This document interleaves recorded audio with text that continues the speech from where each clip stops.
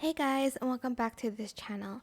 In this video, I'll be showing you guys how you can create, apply beauty filters to your videos on CapCut PC. So you're going to just go to Enhance, select the video first, make sure you do that, Enhance.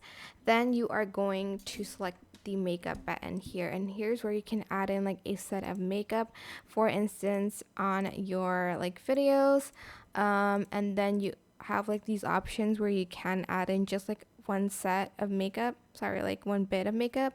Like maybe you just want to add in lashes, and you don't want to add in anything else. You can do that here. You can also adjust the opacity of the makeup.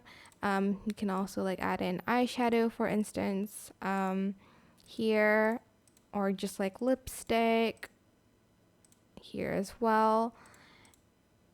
And yeah, that is basically it really. Here again, you can change the opacity of the makeup.